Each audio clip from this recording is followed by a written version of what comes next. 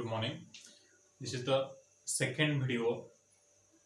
I will discuss about the classification of matter. That means previously I told the definition of science and then the definition of chemistry. That means for this time I will classify about the matter. That means what do you mean by as a matter?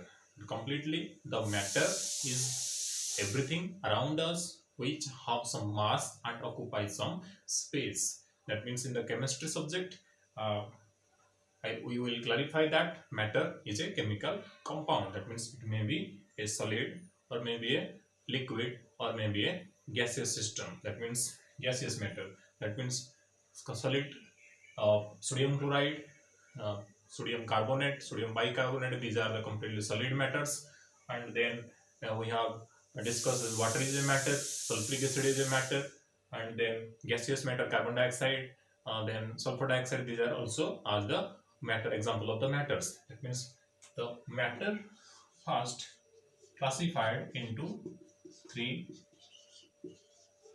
categories, that is solid, liquid and gas. We have already studied in the high school. That means what is solid, what is liquid, what is gaseous matter. That means solid is completely those have a definite shape and volume, that is called as solid. There is no shape, there is some volume, it is liquid. There is no shape, no volume, that is as a gas. Already we have knew it. That means then further we have to discuss about the classification of matter. That means the most important matter is divided into two types, that is pure substance and second one is that is mixture. That means what do you mean by pure substance? That means this is the purest substance. In case let us consider an example, copper metal. Then the last piece of metal, copper you have taken. That means the properties of a large piece of metal is almost equal to the grinded powder of copper. That means a pink of copper, we have taken 1 gram of copper powder, already 1 kg copper metal. That means these two same copper metal have the similar properties. That's why this is called as the pure substance. That means this is made up of same type of atoms or elements which are not breakable into simpler substances. This is called as pure substance. Again, pure substance is divided into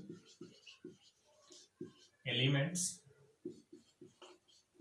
and then compounds. That means what are the elements? Elements, there are, you know that elements, there are 118 elements are present in the periodic table till now. Then what is the element? This is the part of a pure substance, the smallest part of a pure substance which cannot breakable into simpler substances and made up of same type of atoms. It means we say copper as an element, it is made up of copper atoms. Sodium as an element, it is made up of sodium atoms. Clear? Simply we know that what do you mean by atom? That means atom means a Thomas. This is the word a Thomas. John Dalton provided this term a Thomas. That means it's considered not cuttable or not breakable. It is called as atom.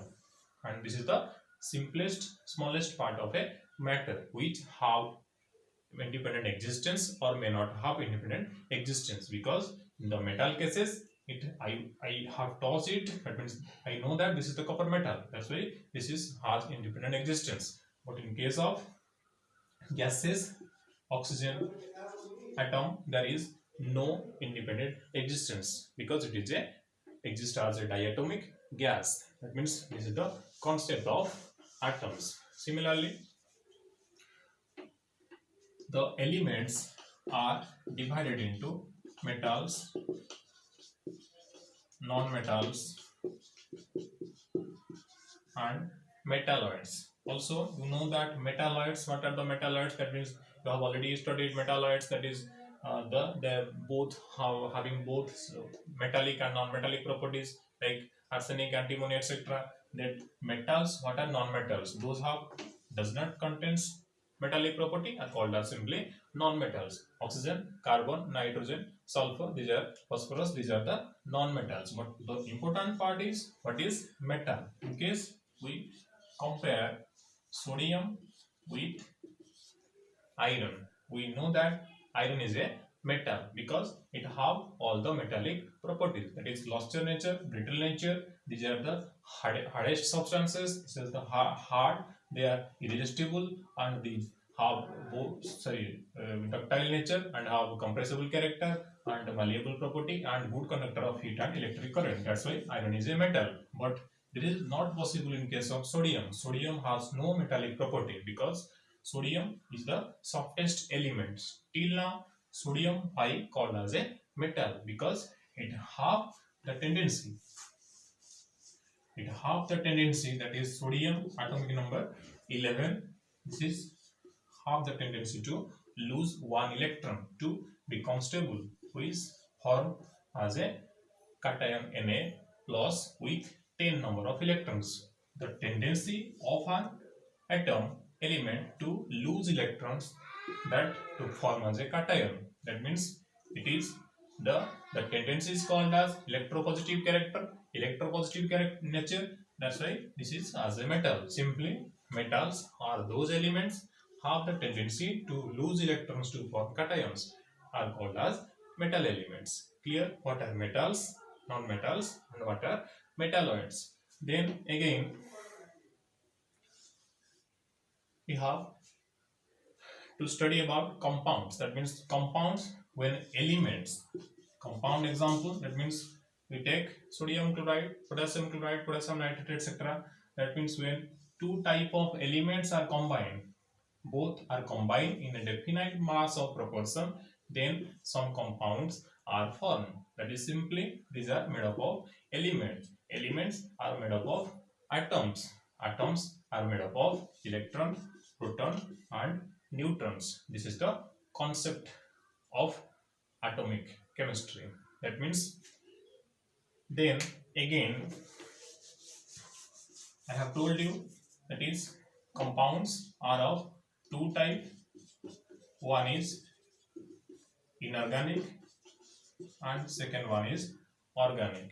So these two compounds are most important for us. That means in the chemistry subject you will have to study that inorganic chemistry and organic chemistry. Study of inorganic compounds are called as inorganic chemistry. Study of organic chemistry is known as study of organic compounds is known as organic chemistry. What are the inorganic compounds? These are obtained from non-living sources.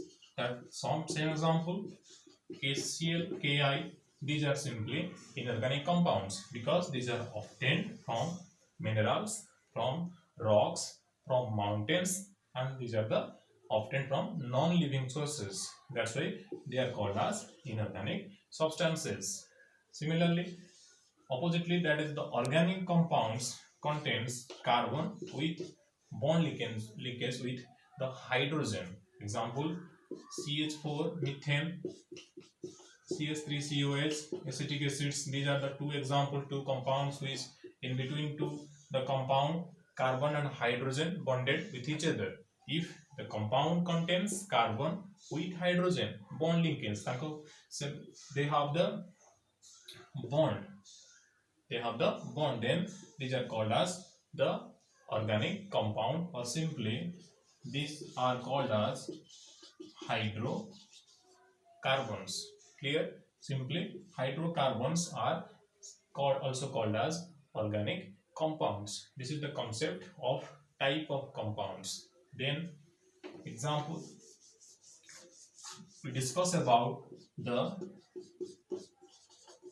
mixture. What do you mean by as a mixture? That means this is two or more compounds are mixed with each other to form a mixture, but they have a unique identity property, does not lose their identity in a solution. That means when we mixed sodium chloride with water, sugar solution, salt solution. This is a mixture.